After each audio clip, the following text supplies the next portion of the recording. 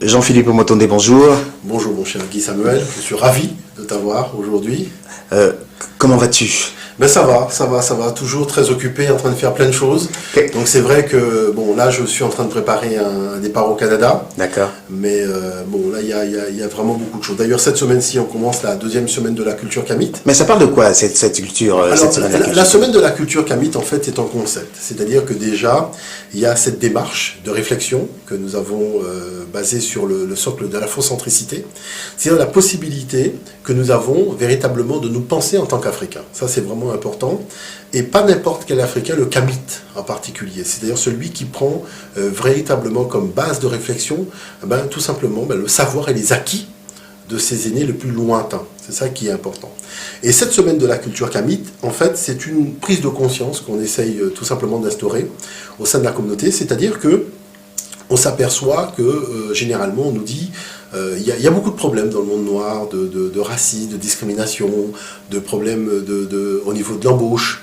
Donc vous voyez, il y a toute une série de choses. Et en fait, on s'aperçoit que tout cela ne tient qu'à une seule chose, c'est que tout simplement, au lieu de bâtir notre propre projet civilisationnel, nous faisons du stop sur le projet civilisationnel des autres. Le fameux projet civilisationnel. Voilà. Donc ça veut dire que quoi? Ça veut dire que si l'Africain a été le premier humain moderne de l'histoire de l'humanité, c'est qu'il a été le premier à bâtir son projet civilisationnel. Vous voyez? Et à cette époque-là, les Africains ne se plaignaient pas de racisme, de discrimination, de quoi que ce soit. Bon. Comment on en est arrivé là? Parce que c'est quand même extraordinaire de voir que quand vous discutez finalement avec les autres communautés, les gens ne parlent pas spécialement de ce genre de choses. Parce qu'ils sont occupés à bâtir leur projet civilisationnel. Vous voyez? Donc ça veut dire quoi? Ça veut dire qu'aujourd'hui, nous avons des savoir-faire, nous avons des acquis, nous avons donc des sciences qui sont des sciences qui ont été expérimentées, prouvées, attestées par nos grands-mères, nos grands-pères par exemple, qui sont véritablement des postes économiques. Et je prends un exemple. Vous allez dans une pharmacie aujourd'hui, vous avez des crèmes pour la peau. Mais ces crèmes pour la peau sont essentiellement pour les peaux occidentales. Avec ce phénomène de mondialisation, on en est finalement arrivé à prendre une crème qui a été faite pour une peau occidentale et à l'utiliser sur une peau kamite. Et en pensant que finalement, cette crème-là nous permet finalement d'avoir les mêmes résultats que le résultat qu'a la femme occidentale. On s'aperçoit que si le résultat on l'a à court terme, le problème c'est qu'à moyen à long terme, on a un résultat qui est finalement assez décevant. C'est-à-dire qu'on s'aperçoit que, par exemple, nous on a une peau qui doit être pas trop sèche, alors que vous avez des crèmes qui ont plutôt tendance à assécher quand même les peaux. Et je dirais la qualité de la peau noire en termes de la vitamine qui a besoin d'un certain nombre d'éléments, ces crèmes-là ne comportent pas les éléments dont nous avons besoin naturellement pour pouvoir donc, nous sentir à l'aise. Et la chose qui est extraordinaire, c'est que nos grands-mères mettaient des crèmes. Mais ce n'était pas les crèmes Nivea, ce n'était pas ces crèmes-là. Et je n'ai jamais vu une grand-mère se plaindre du résultat qu'elle a obtenu avec la crème. La chose qu'il y a, c'est que la matière première qui était dans cette crème, ce n'était pas la crème Nivea. Donc la question que je me pose est la suivante. Si nous avions utilisé le savoir-faire de nos grands-mères et que nous avions bâti notre propre gamme de produits, développé des savoir-faire, des formations, de l'expertise, des laboratoires basés sur nos savoir-faire à nous, est-ce que vous pensez que la possibilité de souffrir du racisme ou de la discrimination serait possible? Parce que pour pouvoir utiliser le produit, à la base, il faut déjà avoir la peau noire. Bon, pour pouvoir expliquer l'efficacité de cette crème, il faut l'avoir déjà expérimenté. Donc la discrimination va s'installer où? Le racisme va pouvoir s'installer où? Parce que tout simplement, à partir du moment où on a bâti son projet civilisationnel, à partir des acquis et de l'expérience intellectuelle de nos aînés, vous faites voler en éclats toute possibilité d'être discriminé et compagnie. Moi, je prends un exemple des discussions que j'ai avec certains Chinois. On discutait avec des jeunes de la spécificité, par exemple, des Chinois dans l'Hexagone. On a été discuter avec un monsieur, et les jeunes lui disaient, mais est-ce que vous attendez, par exemple, un Martin Luther King chinois pour revendiquer un peu plus, par exemple, votre présence à la télévision et compagnie? Et le monsieur, il dit, vous savez, la télévision, c'est un média quand même relativement intéressant, mais si je vais à la télévision, c'est quand même pour parler chinois, et pour pouvoir montrer la beauté et la richesse de la culture chinoise. Or, le problème, c'est que si nous faisons des démarches pour aller travailler sur TF1, on va se retrouver en train de parler de la Dordogne ou de la Bourgogne, en parlant français. Quel est l'intérêt pour nous? Parce que mon enfant, qui est gamin, qui a vécu, donc qui est né à Paris, moi j'ai envie de lui montrer la Chine, j'ai envie de lui montrer le patrimoine dont il fait partie.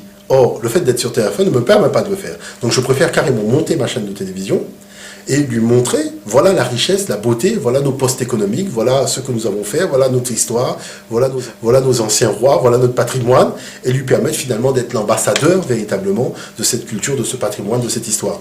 Et c'est là où vous voyez la différence qu'il y a dans la démarche qu'on a. Nous, on est dans une démarche... Est-ce que vous faites allusion là à la chaîne de télévision Canal 3 Monde ou pas? Alors, je dirais la chaîne de télévision Canal 3 Monde, qui est le projet qu'on a monté en partenariat avec des investisseurs qui viennent du continent, c'est justement de mettre en avant cette Afrique, c'est-à-dire d'avoir cette même réflexion. Le problème, c'est pas d'être à la télévision. Le problème, c'est d'y être pour faire quoi? Pour parler de qui? C'est-à-dire, si c'est pour parler des autres, ça ne nous intéresse pas. Nous voulons qu'on parle de nous. Parce que, quand même, dans les médias, on voit bien que les possibilités d'expression sont relativement, je dirais, faibles. Donc on a besoin de médias pour nous mettre en avant. Pas des médias qui vont toujours parler des mêmes choses, de la culture, de la musique. Quand je dis la culture musicale, des danses de ci. C'est important, mais ça ne doit pas occuper quand même 80% de la plage de diffusion de médias. Nous avons des choses importantes, donc il nous faut parler. On a quand même des choses importantes qui se passent dans le monde aujourd'hui, on le voit.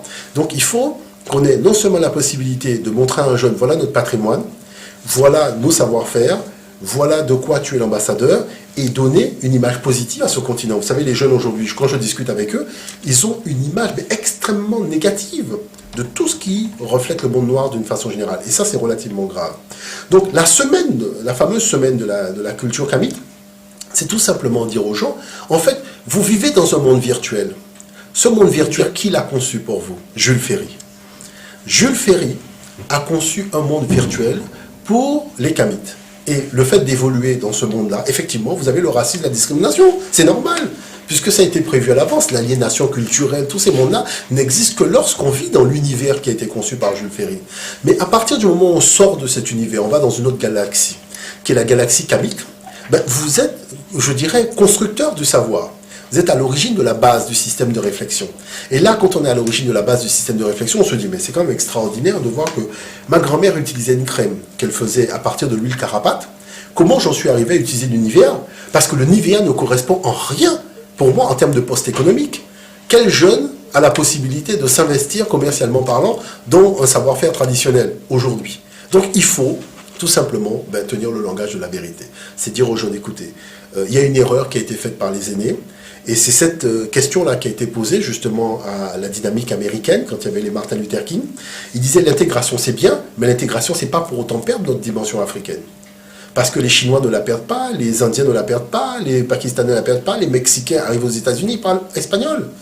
Pourquoi nous serions les seuls à perdre tout? Et finalement à nous tellement perdre tout qu'on finit par se perdre soi-même.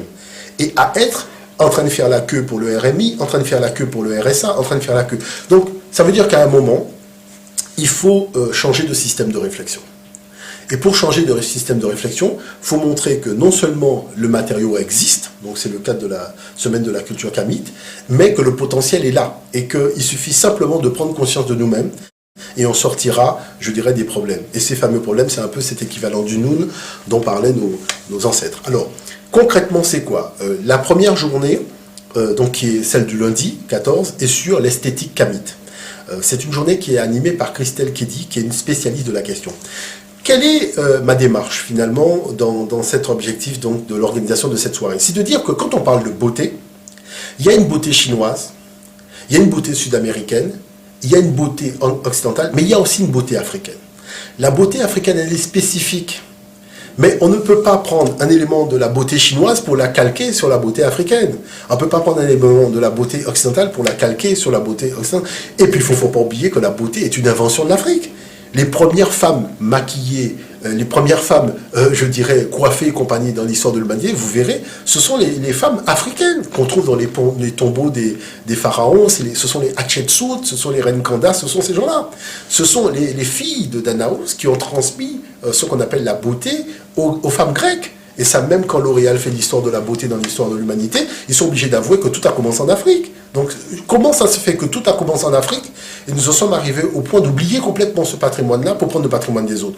Donc, il faut aussi faire une espèce de mea culpa, c'est-à-dire prendre acte de notre irresponsabilité vis-à-vis de l'histoire, parce que vous n'avez pas d'histoire, vous n'avez pas de culture, vous n'avez pas d'économie. Et vous n'avez pas d'avenir. Et vous n'avez pas d'avenir. Vous avez une histoire, vous avez une culture, vous avez une économie. Parce que les gens disent, mais à quoi ça sert d'étudier l'histoire? Mais à quoi ça sert d'étudier l'histoire? Pour que la culture ne devienne pas un folklore. Parce qu'un folklore ne crée pas une économie. C'est une culture qui crée une économie. Il n'y a aucun peuple qui est devenu puissant commercialement parlant en ayant fait quelque chose qui l'a sorti de sa culture. Les Américains ne savent pas faire la cuisine. Ils ont fait McDonald's. C'est un sandwich, un truc comme à l'époque des cow-boys. Les gars faisaient 2 bouts de pain, un bout de viande à peine cuit entre les deux. Ils mangeaient ça. Vous voyez, donc d'ailleurs, moi, je ne recommande pas la cuisine américaine aux gens.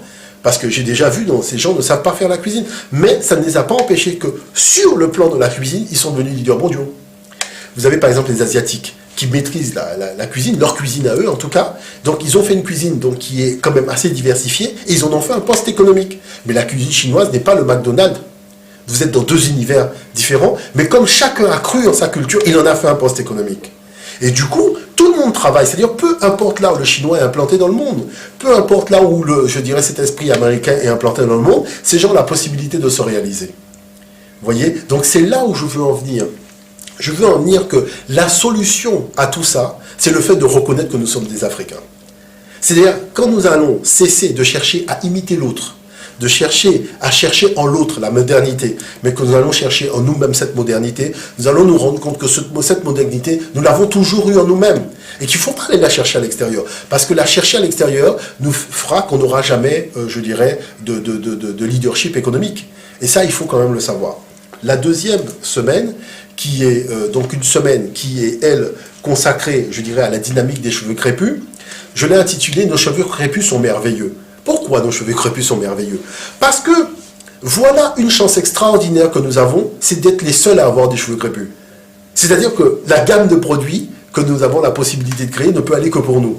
Mais pourquoi? Je dirais ceux qui représentent le plus puissant poste économique, nous le nions au point tel que on finit finalement par cacher ses cheveux avec des cheveux asiatiques ou des cheveux en plastique. Qu'est-ce qui se passe en fait dans le fond? Les Européens qui ont des cheveux lisses ont fait de leurs cheveux véritablement un poste économique. Ils ont des produits de beauté, ils ont des salons de beauté, ils ont des designers de cheveux, ils ont toutes sortes de choses. Vous voyez? Et ce sont les seuls à avoir ces cheveux lisses. Donc, il se passe un phénomène extraordinaire, c'est-à-dire ceux qui n'ont pas les cheveux lisses, essayent de les avoir par tous les moyens, même par des moyens extraordinaires. Vous voyez? Moi, je pense que c'est finalement nuire à nos intérêts économiques que de perdre un savoir-faire traditionnel, parce que nos grands-mères avaient une dextérité et des savoir-faire extraordinaires pour pouvoir s'occuper de ses cheveux, mais il y avait aussi des produits qu'elles utilisaient qui permettaient d'avoir un assouplissement extraordinaire. Et ces produits-là, plutôt que d'aller prendre des trucs qui viennent de l'extérieur, nous devrions nous interroger sur comment ça se fait qu'on nous montre des photos de peuples à l'intérieur des terres qui ont des cheveux admirables. Il n'y a pas de problème de gens qui perdent leurs cheveux, les femmes ont les cheveux longs, mais il faut quand même se rendre compte d'un certain nombre de choses. Donc c'est pour ça que j'ai demandé là à Gillette Le Watt, qui est un cabinet spécialisé là-dessus, au niveau des soins, de venir vraiment mettre en valeur ce savoir-faire de l'Afrique et de la Caraïbe, et de montrer que nous avons la chance extraordinaire d'avoir des cheveux crépus. Et que nous avons encore une deuxième chose, c'est une nature extraordinaire qui nous a donné des produits fabuleux pour pouvoir prendre soin de ses cheveux. Et que cette nature et cette spécificité, c'est un super poste économique qui permettrait aux Noirs de se réaliser partout où ils sont à travers le monde. Tout simplement parce que le savoir-faire des tresses et compagnie viendrait du cœur de nos régions d'origine. Le savoir-faire au niveau des produits viendrait du cœur de nos régions d'origine. Tout ça serait modélisé et la diaspora pourrait utiliser donc ces produits en créant des salons, en créant de l'activité économique. Bon, maintenant je vous pose la question, comment peut-on être discriminé lorsque la base concerne le cheveu crépus? Il faut déjà avoir le cheveu crépus pour être dans ce milieu-là. Est-ce que vous voyez ce que je veux dire? Donc la possibilité d'être discriminé ou de faire... C'est nul. C'est-à-dire c'est un truc qui a disparu. Bon. Prenons le cas maintenant du mercredi qui est bâti par Dombi Fakoli sur l'hommage à la femme noire, dont la thématique c'est Femme noire, rappelle-toi. Bon. La beauté est une invention de l'Afrique. Le statut de la femme en tant qu'égale de l'homme, en tant que complémentarité, c'est-à-dire la femme qui est reine, la femme qui est chef des armées, la femme qui gère, par exemple Narmer, son premier ministre était une femme, Narmer qui est le fameux roi qui a unifié la haute et la basse Égypte. C'est-à-dire que ce soin, ce design, mais regardez quand même les fresques murales de nos ancêtres, même dans le Sahara, je peux vous montrer dans le Sahara, sur les murs, les vêtements que les femmes portent, mais ça dépasse votre... Mais je dis, mais comment ça se fait que les gens portaient des vêtements aussi modernes? Et c'est des graffitis sur les murs du Sahara, là, Tassili et compagnie. Mais on est impressionné. Voyez, donc ça montre bien qu'il y a un savoir-faire extraordinaire et que nous devons être conscients que nous sommes porteurs d'un génie africain dans le domaine de la mode, et c'est ce génie-là qui doit être à la base de notre prêt-à-porter. Le prêt-à-porter, c'est pas aller copier l'autre dans ce qu'ils font. D'autant plus que le corps africain est spécifique. Il y a la cambrure au niveau des reins, il y a un certain nombre de choses qu'il faut qu'un vêtement, vous imaginez, un vêtement taillé pour une femme chinoise, vous pensez que ça va aller avec une femme africaine? Donc vous voyez bien qu'il y a un problème. Un vêtement qui a été taillé pour une femme occidentale, ça ne peut pas aller à une femme africaine, il faut quand même être sérieux. Je sais que la mondialisation parle de mondialiser l'économie, de faire en sorte que tout le monde porte les bons vêtements et compagnie. Mais la morphologie du corps ne le permet pas. Et ça, les femmes, je discute avec les jeunes filles, elles-mêmes me disent, mais les pantalons de jean ne le vont pas. Donc il y a quand même les trucs taille basse, on voit bien qu'il y a un certain nombre de soucis qui fait que les jeunes filles, quand elles cherchent certains vêtements, elles sont obligées d'essayer plusieurs vêtements pour trouver ce qui convient à la cambrure au niveau du rein. Donc, on voit bien au niveau des reins. Donc, on voit bien qu'il y a une problématique quand même spécifique à ce niveau-là. La journée, maintenant, du jeudi, on a voulu, alors je vais vous dire ça très simplement, voilà. Il y a une chose qui est extraordinaire, donc là, c'est Aline Tacite qui va s'occuper de cette soirée, toujours de 18h à 21h au 18 rue Armand Carrel. C'est la particularité des locks. Alors, il y a un mot qu'on a toujours utilisé qui est le mot dreadlocks. Si vous regardez le mot dread, mais c'est un mot extrêmement négatif. C'est pratiquement les cheveux du diable quand on dit dreadlocks. Voyez? Donc, comment on en est arrivé à prendre un mot, comme on en parlait d'ailleurs avec Aline Tacite, qui était le mot utilisé par les négriers pour déprécier la nature des cheveux crépus africains, on en est finalement arrivé à utiliser ce mot-là. Donc, c'est pour ça qu'il faut voir que, vous savez, il y a des pharaons, quand vous allez au musée du Caire, vous avez des pharaons qui ont des locks, mais majestueuses, des choses extraordinaires. Donc il faut sortir de la disquette de Jules Ferry, qui nous a dit que ça, c'est dread, c'est-à-dire c'est négatif, c'est le diable. Il faut voir que c'est une coiffure princière, mais qui requiert des soins particuliers, un savoir-faire particulier. Et c'est de cela dont nous allons parler véritablement le jeudi 17 et le vendredi 18. Le rendez-vous sera avec Aïssata Tonkara, donc du magasin Ethnic Concept à Châtelet-Les-Halles, qui, elle, va parler justement des arômes et des senteurs kamites. C'est-à-dire que les femmes avaient des parfums, avaient des senteurs particulières, vous voyez, toutes ces choses-là qui permettaient justement d'énergétiser positivement l'aura d'un individu. Avec naturellement la magie des turbans, parce que nouer un turban, ça requiert quand même un certain savoir-faire. Il y a des petits secrets qu'on ignore des fois, et c'est bien d'avoir quand même le point de vue d'une professionnelle qui va expliquer comment ça se passe. Donc tous ces ateliers se terminent par des travaux pratiques qui permettent aux femmes finalement de voir comment les choses fonctionnent et de découvrir des secrets qu'elles ne connaissaient pas. Donc vous voyez, qu'est-ce que je veux dire par là? Je veux dire par là que, en fait, toute la base d'une économie qui permet à un peuple d'exister, nous l'avons, dans le cadre de cette semaine kamique, si on prend que la thématique, par exemple, de la beauté. On aura l'occasion de faire, par exemple, des semaines de la culture tamite sur l'éducation. On changera de thème. Mais en tout cas, sur cette dimension de la beauté, nous voulons simplement lancer comme message aux jeunes générations. Voilà le fond de la réalité. Si nous sortons de la disquette de Jules Ferry, qui nous dit, voilà, que nous sommes métissés, nous sommes enfin un brouillard extraordinaire, auquel personne n'y croit en réalité. D'accord? Parce que je tiens quand même à rappeler que moi, quand je voyage à travers le monde, je vois les ordinateurs qui parlent toutes les langues de la planète. Il y a des ordinateurs où on peut écrire en arabe, des ordinateurs où on peut écrire en japonais, des ordinateurs où on peut écrire en chinois, on peut écrire en anglais, on peut écrire en allemand, on peut écrire en espagnol, on peut écrire en portugais, blablabla. Mais où sont les ordinateurs qui nous permettent d'écrire les langues africaines? Voilà la réalité. Parce que la technicité aussi doit être colonisée. C'est-à-dire qu'il faut que nous ayons aussi une démarche de colonisation de la technicité. Le chinois, quand il prend quelque chose, il colonise à la sauce chinoise. Donc il faut aussi qu'on ait cet esprit de colonisation pour faciliter l'appropriation aussi de la chose.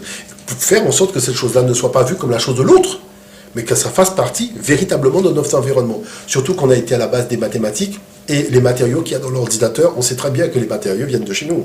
Bon. Donc, ça veut dire que la formation s'entend par une technicité et une culture. 50% de technicité, 50% de culture.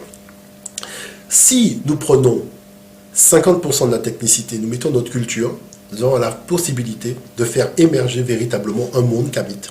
Alors, si j'avais un message à dire aux jeunes, finalement, qu'est-ce que je dirais?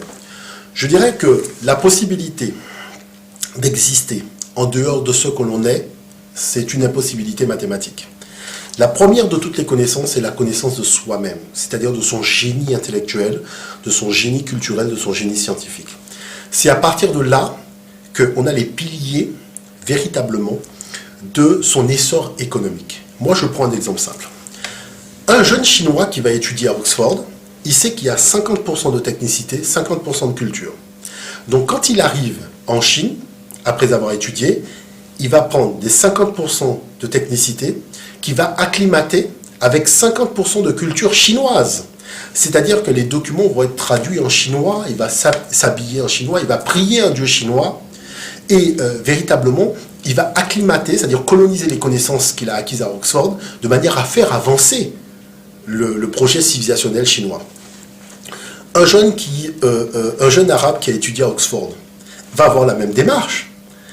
Quand il a quitté Oxford, il revient dans son pays, à Abu Dhabi ou Dubaï, ben, il parlera arabe, il va s'habiller dans les tenues arabes locales, il va véritablement magnifier cette culture, mais il va utiliser la technicité qu'il a acquise pour faire avancer le projet civilisationnel de la région où il est. Qu'est-ce qui se passe avec donc, le jeune noir, malheureusement aujourd'hui? C'est que quand il quitte Oxford, il fait les magasins, il veut acheter les chemises, les pantalons, les chaussures et compagnie. Et quand il revient, il faut montrer à tout le monde qu'il a la chemise d'Oxford, qu'il a la montre d'Oxford et la paire de chaussures d'Oxford. Le problème, c'est qu'au lieu d'utiliser la technicité d'Oxford pour pouvoir faire des chemises chez lui, faire des paires de chaussures à partir du savoir-faire ancestral qu'il avait, hein, qui sort de la disquette de Jules Ferry, qui lui fait croire que les gens marchaient pieds nus, les gens avaient des paires de chaussures, il suffit d'aller dans les musées. Ah ben, qu'est-ce qui se passe? Il va vouloir acheter une paire de chaussures d'Oxford, quitte à la commander par Internet, plutôt que d'utiliser le savoir-faire local, vu qu'il a la technicité, de manière à créer un poste économique à partir d'un savoir-faire, un background culturel qu'il a, pour faire en sorte que dorénavant, on puisse créer une alternative, c'est-à-dire un choix nouveau dans la gamme des paires de chaussures qui seront mises à disposition à travers le monde, c'est-à-dire développer un savoir-faire qu'il avait de par sa tradition, et moderniser ce savoir-faire pour en faire un poste économique. Voilà le fond du problème. Le fond du problème est relativement simple. Tout autant qu'on fonctionnera en faisant du stop sur le projet civilisationnel des autres, nous aurons plein de problèmes. Parce que les autres vont toujours nous mettre à un endroit extrêmement négatif. À partir du moment où nous prenons le temps d'œuvrer pour notre projet civilisationnel, il y a plein de choses qui vont disparaître. C'est-à-dire, beaucoup de choses vont totalement disparaître. Tous ces problèmes de discrimination, de racisme et compagnie, ça va totalement disparaître, tout simplement parce qu'on aura un projet. Sans projet, vous n'existez pas. Et je vais vous dire le plus grand de tous les secrets. Pour avoir un projet civilisationnel, il faut avoir une vision spécifique du divin. Ce n'est pas en priant les dieux extra-africains que vous donnez la chance de comprendre quelle est la nature du projet civilisationnel africain. L'Afrique a été initiatrice dans le domaine de la religion, dans le domaine du sacré, dans le domaine de la tradition spirituelle. Il faut étudier, retourner, je dirais, réouvrir les livres pour pouvoir comprendre comment nos ancêtres fonctionnaient à l'époque où ils avaient leur propre projet civilisationnel. Moi, je vous prends un exemple. Quand nous disons Kamit, Kamit est un mot qui correspond à l'univers civilisationnel de nos ancêtres. Mais aujourd'hui, vous allez dire africain, mais africain, ça vient des Romains. Est-ce que vous voyez ce que je veux dire? C'est-à-dire les termes que vous allez utiliser. Nègre, noir, tous ces termes-là ne viennent pas du projet civilisationnel africain, c'est-à-dire du projet civilisationnel kamite, du projet civilisationnel des Hanou, des Remetou, des Bantous d'autrefois. Parce que eux, ils avaient une terminologie qui correspondait à leur projet civilisationnel. Quand les Indiens ont quitté l'Amérique du Sud pour venir aux Antilles, ils avaient leur projet civilisationnel. C'est pour ça que vous avez des Karukera, des Madinina. C'est-à-dire les noms correspondent à un univers civilisationnel et à un projet. Vous voulez dire que tout à l'heure, quand je vous ai dit bonjour Jean-Philippe, j'aurais plutôt dû vous dire Hotep. Voilà. Hotep, ça correspond à notre univers civilisationnel, à notre projet civilisationnel. Vous voyagez à travers le monde, il y en a qui vous disent shalom, d'autres vous disent salam alaikum, enfin chacun a la façon de faire. Mais nous ne pouvons pas prendre la façon de faire de quelqu'un d'autre et faire comme si nos ancêtres n'en avaient pas. C'est ça le fond du truc. Parce que quand on fait ça, on nuit à sa possibilité de pouvoir se créer une base économique pour pouvoir émerger. L'histoire forte permet d'avoir une culture forte, permet d'avoir une économie forte. À partir du moment où vous n'êtes pas convaincu de la puissance de votre histoire, vous allez transformer votre culture en folklore. Donc le folklore, c'est quoi? C'est le fait de prendre une feuille de papier, de demander une subvention à la mairie ou au conseil général pour faire une activité. Vous voyez ce que je veux dire? C'est ça le folklore, parce que vous êtes là pour amuser la galerie. Mais de ça, il n'y aura pas de poste économique qui sera créé. La culture, les Américains ne savent pas faire la cuisine. Ils font McDonald's. C'est voilà comment ils transforment un élément culturel qui est pourtant une déficience chez eux en un immense poste économique mondial. Vous voyez? Le tout, c'est pas d'avoir une culture forte ou une culture faible. Le tout, c'est de croire en sa culture. Et parce qu'on croit en sa culture, on aura une économie. Voilà clairement le fond de la chose. Tout le reste n'est que plaisanterie. Et ça, vous allez demander à une mère. Mais quand vous parlez de l'histoire des Noirs à vos enfants, vous parlez de quoi? Je leur mets du coupé-décalé et du zouk, et je leur montre 2-3 pas de danse. Vous voyez l'affaire? Et ce que je vous dis là, c'est des choses que j'ai lues dans les magazines, hein, c'est pas des choses que j'ai inventées. Hein. C'est-à-dire, on demande à une maman, hein, la télévision française, les médias français, demande à une maman, mais sur le plan de la culture, qu'est-ce que vous transmettez à l'enfant au niveau de l'histoire? Elle dit, elle met de la musique zouk, elle met de la musique coupé-décalé, et elle apprend aux enfants des pas de danse. Je ne sais pas si vous vous rendez compte, c'est ça, apprendre à un enfant son histoire et sa culture. Donc quand même, il faut être sérieux. Donc à partir de là, qu'est-ce qui va se passer? Il va se passer que vous allez faire de ça une économie comment? Puisque vous êtes incapable de voir la puissance de la chose et de pouvoir en créer. Moi, je vais vous donner un exemple. On a des danses où très souvent on remue les reins. C'est-à-dire on remue les reins, on remue les ventres, on est toujours en train de remuer. Cette chose-là, quand elle est analysée par la disquette de Jules Ferry, on dit oui, mais de toute façon, les Noirs, ils sont un peu bêtes sauvages, ils sont un peu machin et compagnie. Normal, c'est la disquette de Jules Ferry. Bon. Mais maintenant, quand vous prenez la disquette de nos ancêtres, les ancêtres disent quoi? Les ancêtres disent que la région où la vie naît, c'est au niveau du bas-ventre. C'est la région de la naissance de la vie. Le fait de remuer dans le sens donc de la rotation des planètes et de l'univers, ça fait que on célèbre le lieu de la naissance de la vie. Et c'est une immense célébration du lieu de la naissance de la vie qui fait que les Noirs, quand ils dansent, ils remuent les reins comme ça. Est-ce que vous voyez? Donc vous voyez que vous êtes à deux analyses diamétralement opposées. Donc quand vous avez pris conscience de la portée de la chose, ça vous permet, quand vous faites maintenant des cours, d'enseigner quelque chose qui repose sur une culture, pas sur un folklore. Donc à partir de là, vous prenez conscience que vous êtes garant d'un savoir et d'une tradition qui repose sur une vision spirituelle de quelque chose. Oui. Donc ça veut dire que vous ne pouvez pas laisser à d'autres venir enseigner quelque chose qui repose alors qu'ils ne sont pas issus de cette tradition. Est-ce que vous comprenez ce que je veux dire par là? Donc ça veut dire que, tout simplement, on a des problèmes qui sont des problèmes, ce que je comprends, sociaux et tout ce que vous voulez. Mais ces problèmes-là, nous nous déplaçons avec un monde où ces problèmes ne sont qu'artificiels. C'est-à-dire qu'on nous a créé un monde qui en réalité n'existe pas. Quel est le monde qu'on nous a créé? On nous a créé un monde dans lequel les Noirs n'ont rien inventé, dans lequel les Égyptiens n'étaient pas noirs, dans lequel l'Afrique n'a rien apporté à la civilisation. Et on se déplace avec ce monde-là, et on pense que ce monde-là correspond à la réalité. Nous devons enlever ce monde et le remettre aux gens qui nous ont bâti un monde artificiel parce que ce monde n'existe pas. Et nous devons prendre le monde qu'avaient nos ancêtres, avec leur vision qu'ils avaient, qui est un monde beaucoup plus vaste, qui regroupe des disciplines et des domaines que les autres mondes ne peuvent même pas envisager. Comment faire pour avoir accès au projet civilisationnel Kamit? J'ai écrit un livre, qu'est-ce Kamit? C'est tout.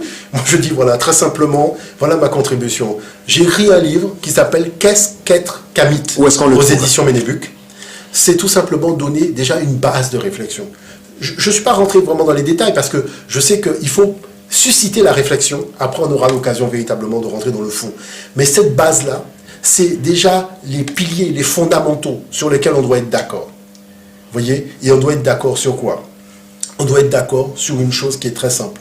Tout autant que nous allons utiliser nos énergies spirituelles, nos énergies physiques, nos énergies mentales, l'énergie de notre intelligence, pour pouvoir faire du stop sur le projet civilisationnel des autres, nous n'existerons pas. La seule condition qui fera qu'on existera, c'est lorsque nous allons tout simplement œuvrer pour mettre en marche notre projet civilisationnel. Voilà la clé. Il n'y a pas d'autre solution. C'est la seule solution. Et dans ce projet civilisationnel, moi je vous garantis que c'est la dernière fois qu'on mettra un produit chimique pour faire de la conservation dans un jus. Parce que si j'avais dit à ma grand-mère que pour conserver un jus de fruits, on était capable de mettre du produit chimique E280 ou je sais pas quoi pour mettre dans le jus pour le conserver, ma grand-mère m'aurait giflé. Vous voyez ce que je veux dire? C'est-à-dire que ce n'est pas possible d'envisager de faire une telle chose. Nous avions des méthodes de conservation des jus de fruits qui étaient des méthodes totalement naturelles. Et nous savons le faire jusqu'à aujourd'hui. Donc ça veut dire que ce que va nous présenter Ethnic Concept. Moi je dis que nous avons la possibilité de développer des jus de fruits dans lesquels il n'y a pas de conservateur chimique. Parce que nos grands-mères savaient le faire. Nos grands-mères savaient même conserver de la viande. Des fois même sans réfrigérateur. Je peux vous montrer des images de l'intérieur de l'Afrique où il y avait des boucheries où on conservait la viande sans réfrigérateur. Et la viande ne pourrissait pas. Vous voyez ce que je veux dire? Donc ça veut dire que nous sommes porteurs de tradition et de savoir. Et que les gens qui nous font oublier ça, c'est tout simplement pour nous faire aller acheter des réfrigérateurs. Mais ils nous font acheter un réfrigérateur alors qu'ils ne mettent même pas une centrale pour faire l'électricité. Vous voyez, c'est le business pour le business. Il faut quand même être un peu sérieux. Je dis simplement que la modernité, elle vaut que si elle est bâtie sur nos traditions, c'est tout. Le reste, c'est du colonialisme et de l'aliénation culturelle. Jean-Philippe Omotunde, je vous remercie. Otep, mon très cher, à très bientôt. À très bientôt.